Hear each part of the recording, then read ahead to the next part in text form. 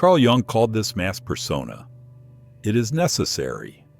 We all need it to navigate the world, to participate in social life. But there is a real danger when we stop wearing the mask and start to become the mask. When we forget that behind the character, there is a real person, with desires that don't fit, with anger that isn't polite, with thoughts that aren't pleasing. When this happens, something begins to break inside. You feel it, but you can't explain it. As if you were living someone else's life. As if you were an actor on a stage where the play never ends. This video is not about becoming a filterless rebel, nor about abandoning all forms of coexistence.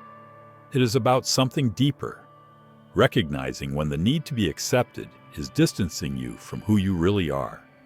It is about stopping and looking inward and facing the truth that you have been living more to please than to exist authentically. And believe me, this kind of self-abandonment comes at a cost, in the form of anxiety, of identity crisis, of resentments you don't know where they come from, and of a deep, silent sadness. Here, we will talk about this straightforwardly. We will confront this destructive pattern of living for others. We will understand what Jung discovered about the relationship between the ego, the persona, and the unconscious. We will explore why the compulsion to please is not just a personality trait, but a symptom that you are disconnected from your essence. And more importantly, we will talk about the possible path back to yourself. This video is a mirror and perhaps a punch in the stomach. But if you are here, it's because at some level, you already feel that you can't continue like this. So take a deep breath, because today's journey may shake everything you thought you knew about yourself.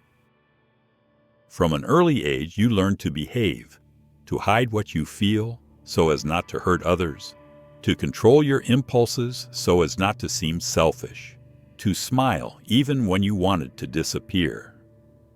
You learned that to be accepted, you needed to be convenient, and thus, without realizing it, you shaped a socially acceptable version of yourself, a persona.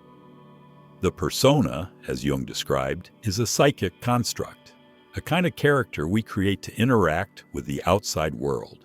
It is important, even necessary. It is thanks to it that we can work, participate in groups, live in society. The problem begins when we stop seeing the persona as a functional mask and start to believe that it is who we are. You act as if you are always calm, even when you are boiling inside. You become that person who is always available, always helpful, always balanced, because that is the role they have learned to expect from you. But the truth is that every time you pretend to be okay when you are not, every time you ignore your anger to avoid conflict, every time you say it's fine when everything in you says it isn't, a small piece of you is silenced. This continuous repetition of internal denials creates cracks, and these cracks accumulate. Over time, the person behind the mask begins to disappear. You no longer know what you really want. You can no longer identify what you feel. Your desires become confusing. Your decisions automatic.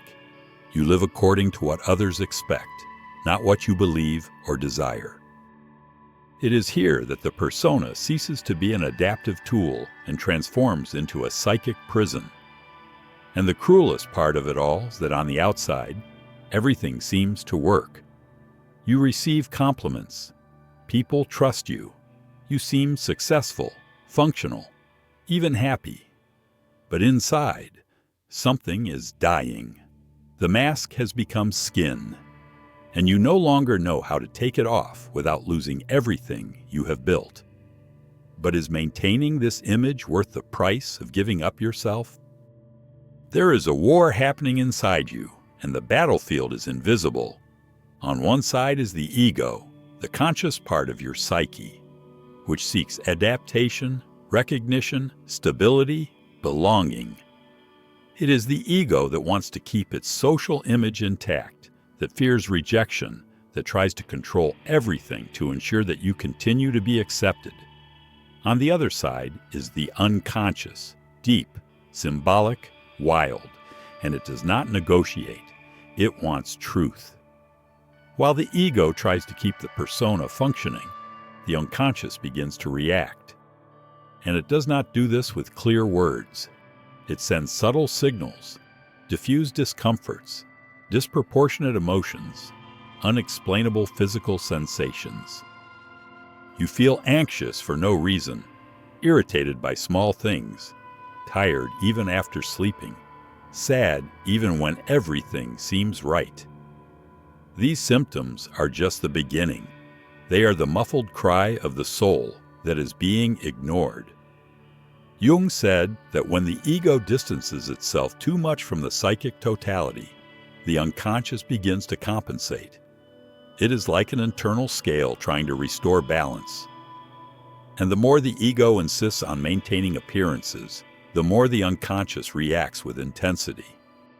Individuation, according to Jung, is not a spiritual luxury. It is a deep psychic necessity. It represents the movement of the soul towards wholeness, the integration of all parts of oneself, including those that have been denied, repressed, or forgotten, so that you could function socially. It is not about abandoning the persona, but about breaking the total identification with it, about stopping to believe that you are just the role you play, about remembering that there is a deeper self behind the masks. Freedom doesn't come when others approve of you. It comes when you finally approve of yourself, when you can look in the mirror without masks and say, I am here by my side, no matter what happens. This choice to be on your own side is a silent revolution that changes everything. But this revolution doesn't happen all at once. It starts in stages, in small decisions, in conversations like this.